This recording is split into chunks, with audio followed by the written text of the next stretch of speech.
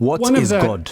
debates, we might say, between early Christianity and the late Roman Empire was whether or not an emperor could be God, literally, right? To be deified, to be put in a temple.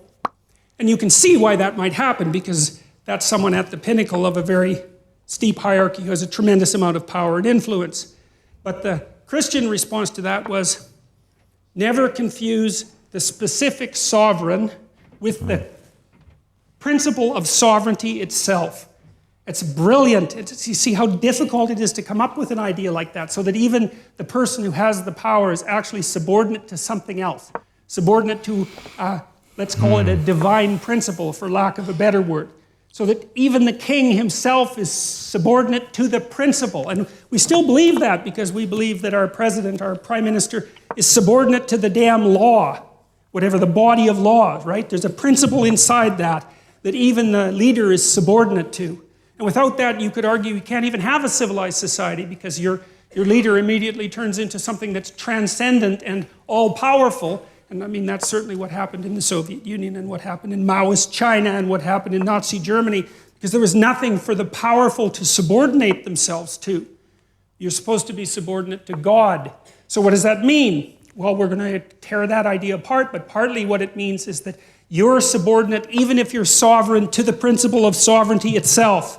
And then the question is, what the hell is the principle of sovereignty? And I could say, we have been working that out for a very long period of time. And so that's one of the things that we'll talk about, because the ancient Mesopotamians and the ancient Egyptians had some very interesting, dramatic ideas about that. So, just for example, very briefly, there was a deity known as Marduk.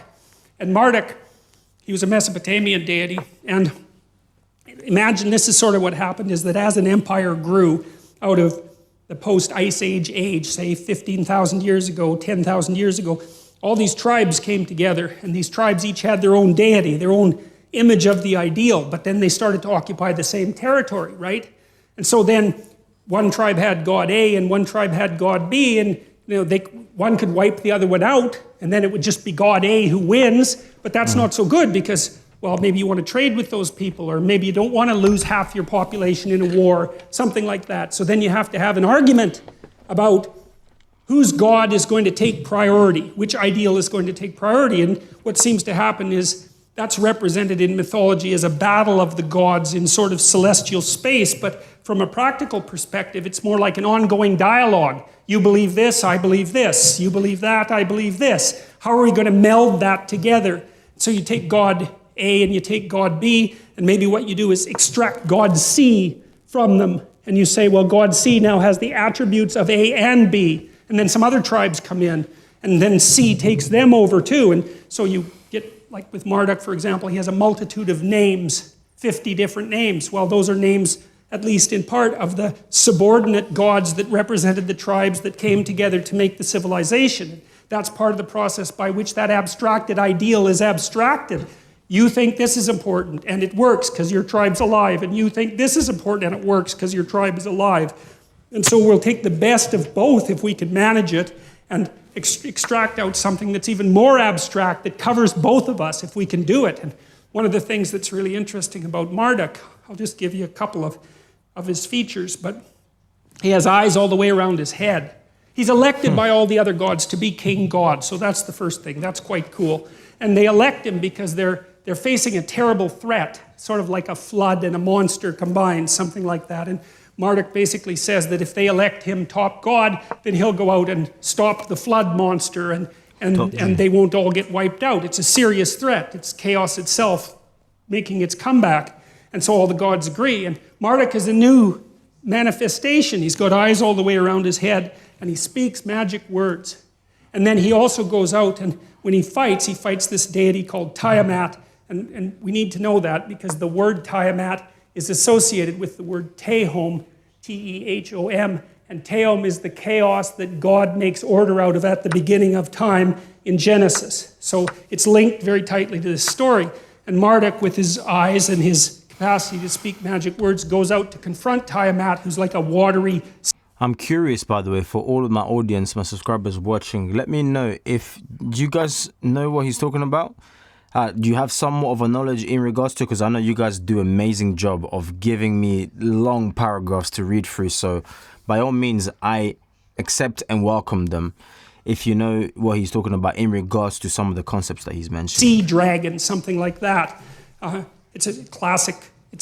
Like the video, St. George story. Go out and wreak havoc on the dragon. And he cuts her into pieces, and he makes the world out of her pieces. And that's the world that human beings live in. And the Mesopotamian emperor acted out Marduk. He was allowed to be emperor insofar as he was a good Marduk. And so that meant that he had eyes all the way around his head, and he could speak magic. He could speak properly. And so that we're starting to understand there at that point the essence of leadership, right? Because what's leadership? It's the capacity to see what the hell's in front of your face and maybe in every direction, and then the capacity to use your language properly in a transformative manner and to transform chaos into order. And God only knows how long it took the Mesopotamians to figure that out, and the best they could do is dramatize it, but it's staggeringly brilliant. You know, it's by no means obvious, and this chaos is a very strange thing, and this is the chaos that God wrestled with at the beginning of time. Chaos is it's half psychological and half real. There's no other way to really describe it.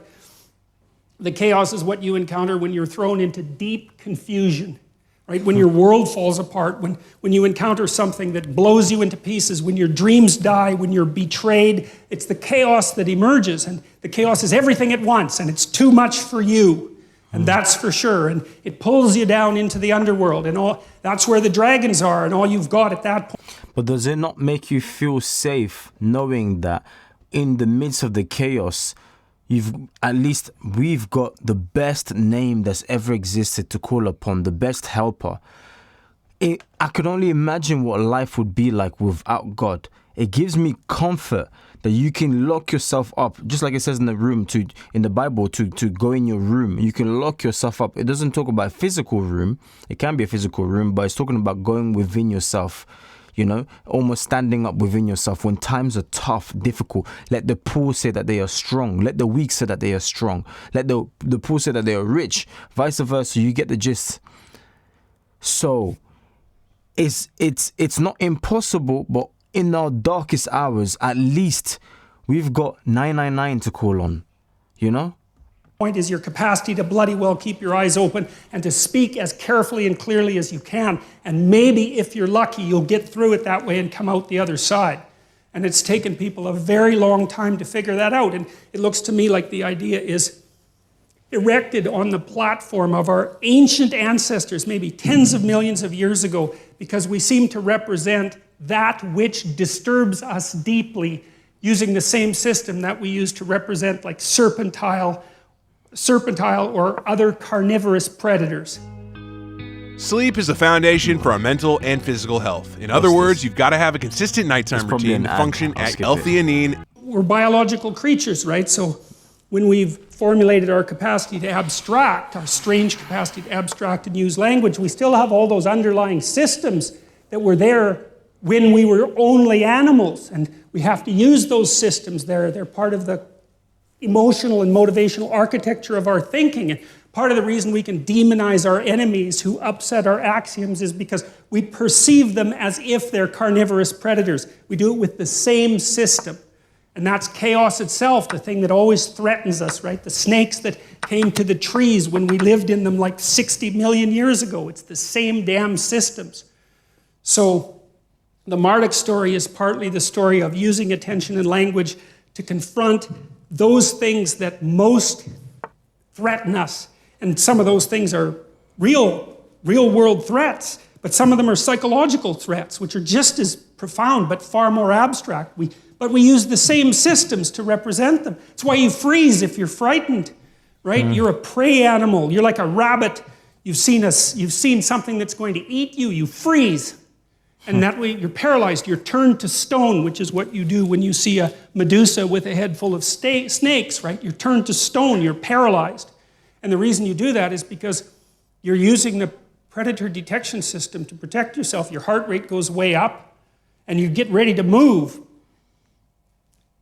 things that upset us rely on that system. And then the story, the Marduk story, for example, is the idea that if there are things that upset you, chaotic, terrible, serpentine, monstrous, underworld things that threaten you, the best thing to do is to open your eyes and get your speech organized and go out and confront the thing and make the world out of it.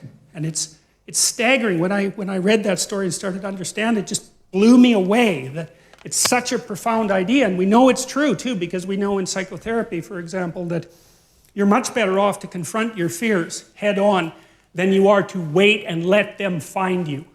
And so partly what you do if you're a psychotherapist is you help people break their fears into little pieces, the things that upset them, and then to encounter them one by one and master them. And so you're teaching this process of eternal mastery over the strange and chaotic world. And that all of that makes up some of the background. We haven't even got to the first sentence of the biblical stories yet.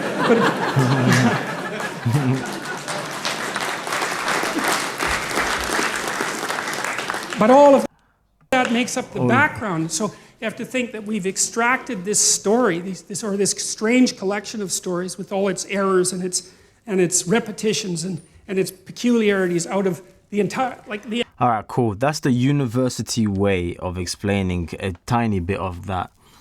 But guys, on the biblical way of explaining, we can't understand God. Even Jordan Peterson could try as much as he can to sort of give you an explanation of what God is. It's not going to succeed. You can't, because this is a being who's outside of our creation. Like, he exists outside. So you can't fully comprehend or fully understand him. That's just the honest truth, you see. So knowing that, the next best thing to do is to put your faith and complete trust in God, because you know you can't understand everything, and you can never understand everything. It's like trying to capture the ocean in a small bucket. It could be a big bucket. You're still not going to empty out the whole ocean and pour it in that bucket. Why? Because the capacity isn't big enough. It cannot be contained. It cannot be contained in that small brain of yours, in that small bucket. So yes, I acknowledge it sounds great, different concepts, God A, God B, God C, and then that God C will be a mixture of God A, like a hybrid, and so forth. So everything, I'm not saying like it was, it was terrible. It was like, no. But my overall aim with this channel is to bring people closer to Christ, closer to this. That's why you see so many people, I struggled, I went to this religion, I struggled with this, I struggled with that, but Christ calls himself the Prince of Peace for a reason, because this is peace that surpasses any form of human understanding, you see. So, yeah, it's like that. It's like that. I'm not starting this again. I'm going to mute it whilst it plays in the background, but that's the honest truth, okay? It is like that. It's genuinely like that. So seek first, obviously, the kingdom of God and his righteousness. And like they say, the rest is like, the rest is like, oof, like, wow, thank you, God. You did it for me. You came through. So that's the type of God that we serve. That's the type of God that we're on.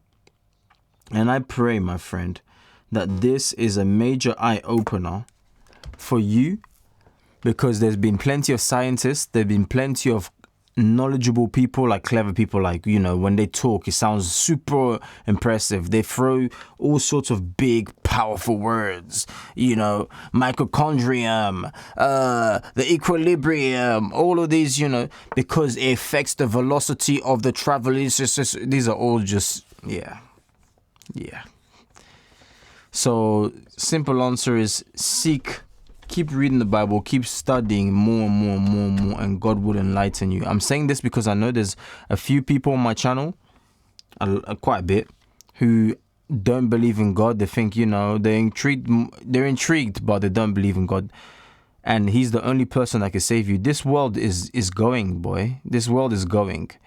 And if it's not for these biblical bars, these BBs up in here, it's looking very long for you. When you meet your creator and he's like, I don't know you, sticky, very sticky. Sticky, meaning UK slang for very difficult. So I pray that God truly enlightens you. and pushes you and brings you closer to him. The Bible says, draw nearer to God and he will draw nearer to you. And I pray that that's the case for you. All right, my friends, smash the like button on this video because it was an eye opener. It was intriguing. So smash the like button so it reaches another soul who's never heard of God. Comment, because I read all the comments. Let's talk in the comment section down below. Give me your honest opinion. I'm never afraid of I just don't like rude people. People who swear and all of this, you're all going to start getting blocked. Okay? But genuine conversation, let's do that in the comment section down below. And I want you to comment Musa, because that's Musa, and then write your comments. Musa in brackets, and then write your comments. Whenever you put in bracket, it allows me to know that you watched the video up until this point, and you're genuine and you're a loyal one. So I can show you some love back, all right? So smash the like button, comment, do all of that great stuff. Subscribe if you want to. It's not by force, and the link in the description. If you feel touched to bless me in this ministry that we're going under this journey, by all means, but you don't have to. It's not by force, okay? But if you genuinely feel blessed, then God will tremendously bless you in Jesus' name. So thank you ever so much, and I'll catch you guys on the next.